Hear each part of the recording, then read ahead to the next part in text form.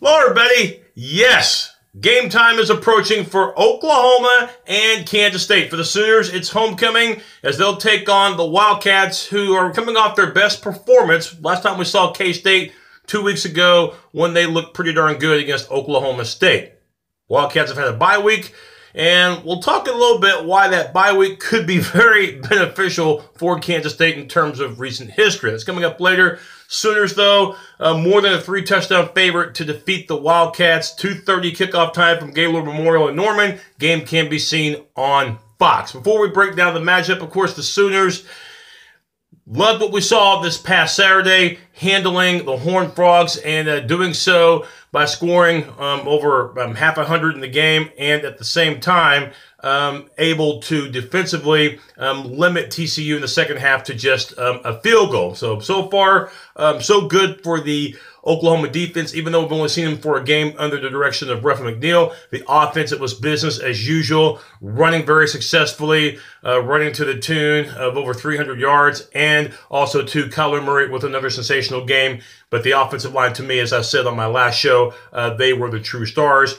opening up big-size holes for both Kennedy Brooks and Trey Sermon. Now, speaking of Trey Sermon, his status is still up in the air. You might remember in the fourth quarter of the TCU victory, did suffer a leg injury, but Lincoln Riley's been tight-lipped as far as his status. And I'm going to tell you right now, I'm not going to be surprised at all if Trey Sermon doesn't play. Now, that doesn't mean that he can't play. It doesn't mean that he won't play.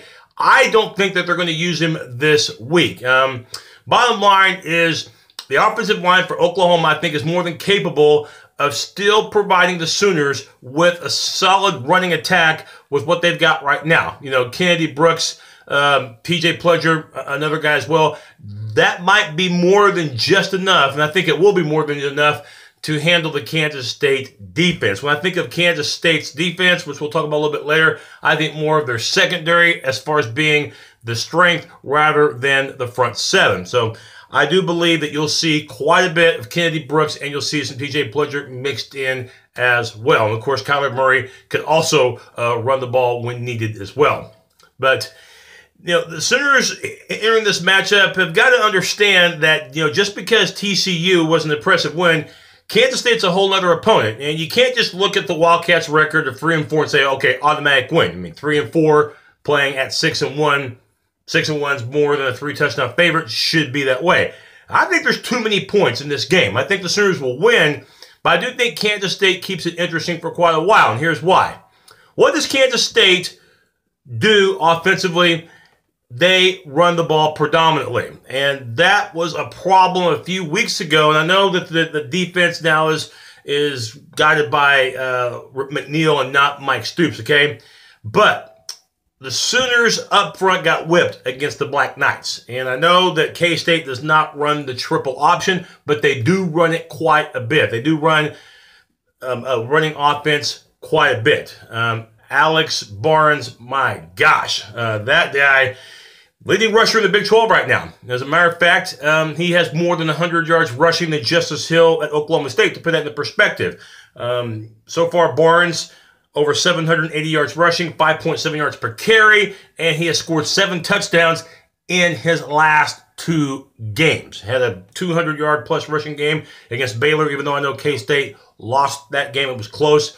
But the Oklahoma State game, the game after that, almost 200 yards rushing for Barnes and had 4 touchdowns. So Alex Barnes, right now, he is the back in the Big 12. As a matter of fact, he's just 40 yards away from eclipsing his rushing total from last year. And keep in mind that the Wildcats, counting this game, still have 5 games to go. So Barnes is probably going to end up with a 1,400 yard rushing season and a cinch for Big 12, first team all Big 12. He is having a sensational year.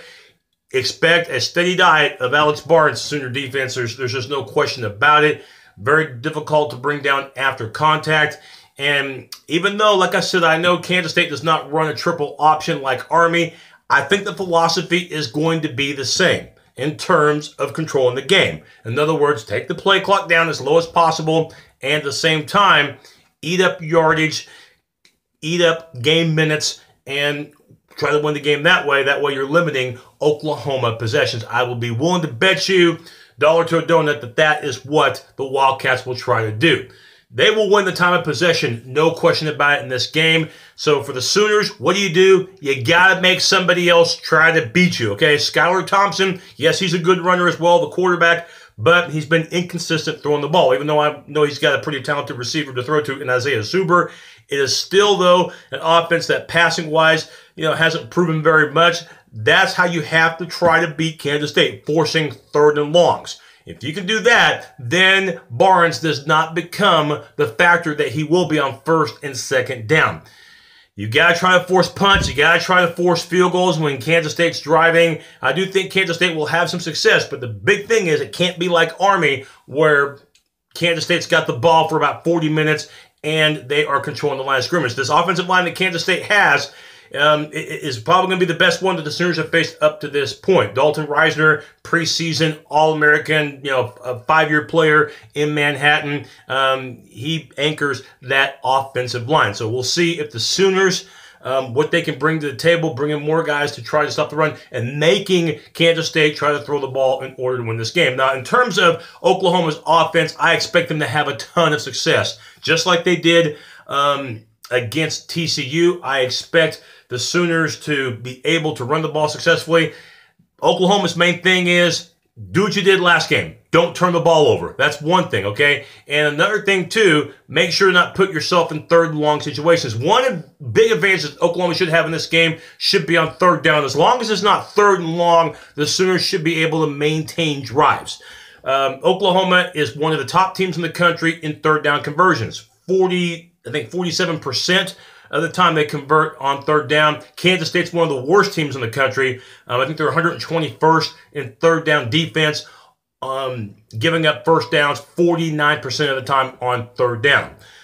If it's third and long, though, obviously Kansas State with a pretty good tandem at the corner position, highlighted by Duke Shelley, probably will garner the assignment of covering Hollywood Brown, the very talented Sooner receiver. The safeties for Kansas State have been banged up this season, so bottom line is expect the Sooners to take shots down the middle of the field. I think offensively the Sooners should be fine as long as that turnover margin is low and as long as they can handle penalty control. You might remember a week ago, had problems in that first half with 8 penalties for 60 yards, but cleaned that up big time in the second half.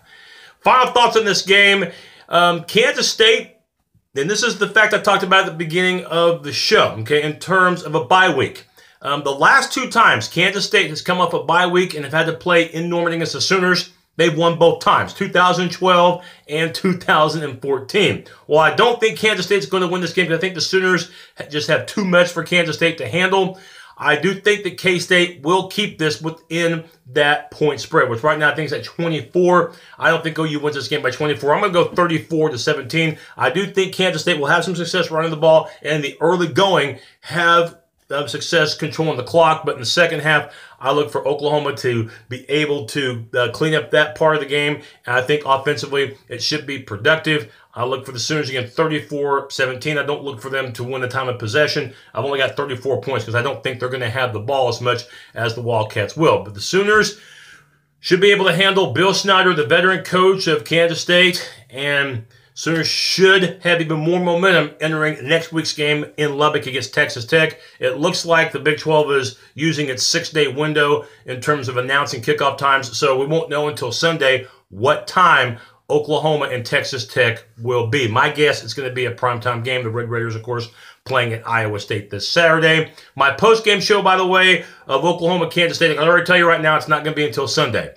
There's just too many conflictions, so I will not have my post-game on after the game. Just a heads up on that. I'll have it on Sunday, most likely Sunday morning. So come back for that. And, of course, my 3 picks, me and the Almighty Coin going head-to-head, 3 games against the spread. I'll have that on this very webpage on Friday. Please subscribe if you haven't already done so. The Sooners, I look for them to win, but I don't look for it to be a walk in the park. But I do look for them to handle the Wildcats. Boomer Sooner.